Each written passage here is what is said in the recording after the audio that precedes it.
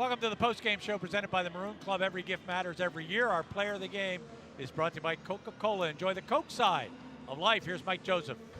Well, Coach, obviously not the result you're looking for, but you got to be happy with the effort. You're down by 19, and you've outscored them, I think, by 14 from that point on.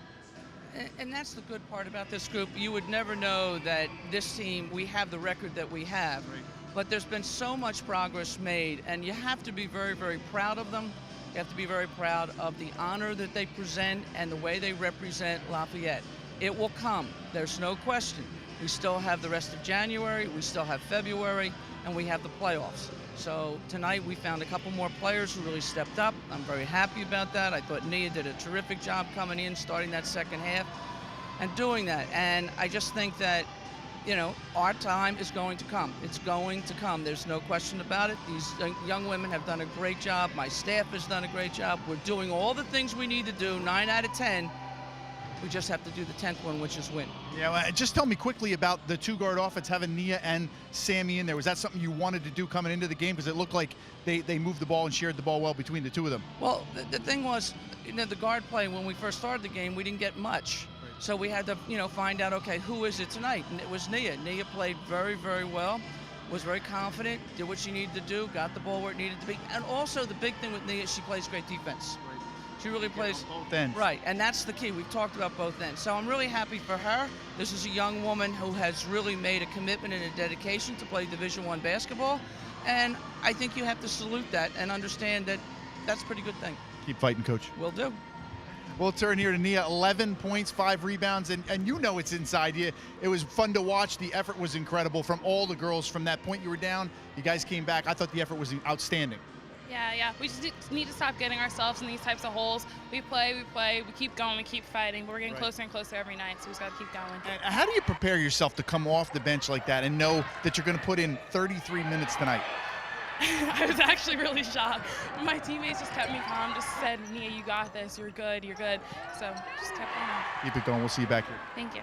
Guys, a great effort. Like I said, they put a ton of points on the board. They put a little scare into Holy Cross, and you can see Holy Cross was fluttering at the end, but they held on. Back to you. Interesting ball game, down 27. The Leopards lose by 6. Here's John with the highlights. Yeah, Gary, and I'll tell you, there weren't many of them in the first half, but man, this game take on a different tone in the second half. Trisha Byrne early on finding Lauren Manis underneath the basket. The transition game hurt Lafayette early on. There's a little screen and roll. Manis again. There, Gary, this was a Holy Cross team that was up by 27 points. And I had to double check with you to make sure that my eyes weren't deceiving me. Infinity Thomas Wahid again. Holy Cross doing everything right in the first half. And again, it's not a replay. This is Thomas Wahid with another steal and another great finish at the other end.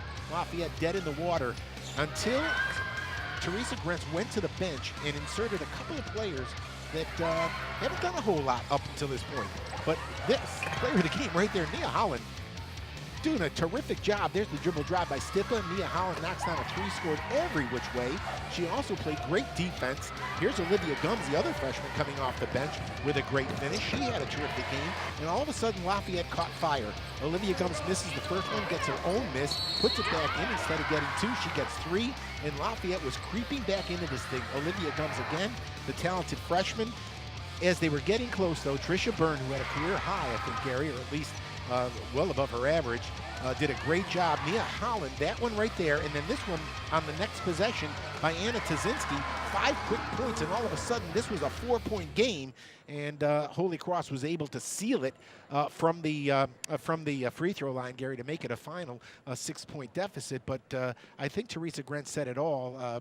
The comeback and the never say die attitude really was what this team was all about tonight. And I was checking on the men's final, 71-54. The men went down in Worcester. Here's how. 9 from beyond the arc, 18 for 31 from the foul line. They were led 12 points by Manis, 16 by Byrne, and 20 points and 9 rebounds by Thomas Wahid. Madeline Ganser had 10 rebounds in the ball game. Holy Cross goes to 3-13 and 1-4 in the Patriot League. For Lafayette, they're 61 points on 22 field goals, 6 for 19 from beyond the arc, 11 for 20 from the foul line. As they got double-figure scoring tonight out of Olivia Gums with 12, 12 points for Maya Hood and 13. Career high 13 for Nia Holland, a career high 6 rebounds for Nia Holland. Olivia Gums with 8 rebounds in the ball game. But Lafayette was out-rebounded 44-31, and that probably is the real difference in tonight's basketball game. Final score, Holy Cross 67, Lafayette 61. We'll have the men for you on Saturday afternoon at 2 o'clock. For Mike Joseph, John Leone, the RCN television team, headed up once again here at Lafayette by Rick Gio. We thank you so much for watching our ball game.